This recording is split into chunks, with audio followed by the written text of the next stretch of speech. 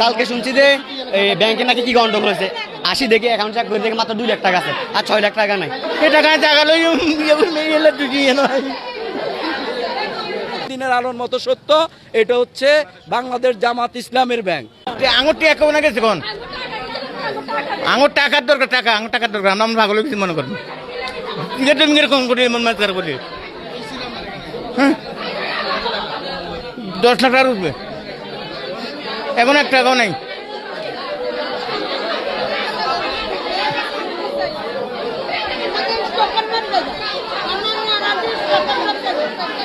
টাকা টাকা লই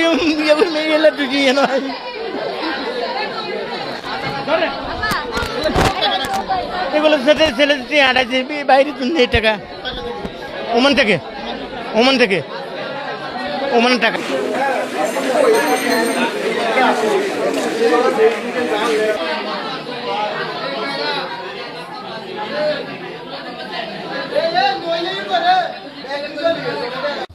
গোপালপুর ইসলামী ব্যাংক এজেন্ট শাখার যে একটা ব্যাংক আছে, মানুষ এই এলাকার হত দরিদ্র জনসাধারণ আমানত হিসাবে টাকা জমা রাখত, লেনদেন করত। হঠাৎ করে এই ইসলামী ব্যাংক এজেন্টের যিনি মালিক জানতে পারছি জনগণের টাকা আত্মসাৎ করে উধাও হয়ে গেছে। আমি আশা রাখি এবং প্রশাসনের দৃষ্টি আকর্ষণ করছি যেন সাধারণ মানুষের যে আমানতের টাকা তদন্ত করে উদ্ধার করে দেওয়ার জন্য এলাকা মানুষের গরিবদের আমানতের টাকা যেন ফিরিয়ে দেওয়া হয়, সেই যেন ব্যবস্থা করা হয়। এবং এই ব্যাংকের সাথে যিনি জড়িত উনি তদন্ত করে ওনাকে শাস্তির আওতায় এনে মানুষের টাকা উদ্ধার করার ব্যবস্থা করার জন্য বিশেষভাবে আমি এলাকার মানুষের জনগণের পক্ষ থেকে, গ্রাহকদের পক্ষ থেকে অনুরোধ করছি।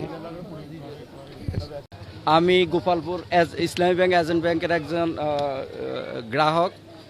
তো এইটা ইতিমধ্যে আপনারা সবাই অবগত আছেন যে এই ব্যাংক থেকে যে মালিক পক্ষ ছিল, এজেন্ট পক্ষ, অনেক 7-8 কোটি টাকা নিয়ে সে এখান থেকে চলে গেছে।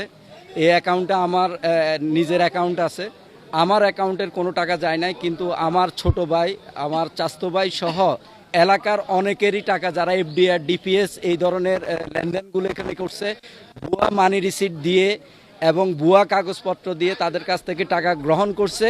আদৌ তাদেরকে সঠিক কোনো কাগজপত্র দেয় নাই, যার কারণে এখানে যারা এখন মালিক পক্ষ চলে যাওয়ার পরে সবাই ব্যাংকে চেক করতে আসি, দেখে যে এই ধরনের ডিপিএস তাদের নামে নাই।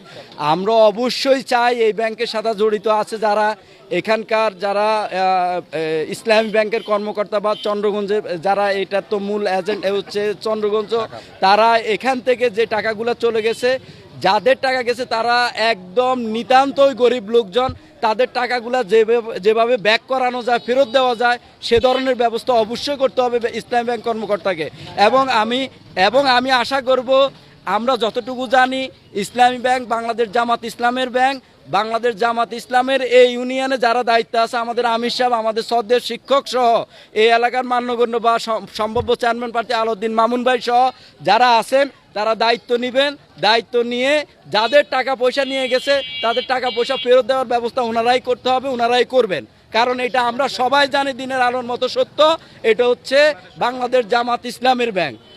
বর্তমানে আমাদের এই গোপালপুর এজেন্ট শাখায় সর্বোচ্চ লুটপাট হয়েছে, যেটা রেকর্ড পরিমাণ। গোপালপুরের মিনিমাম 60-70 বছর ব্যাংকিং ইতিহাসে এরকম কোনো লুট হয় নাই।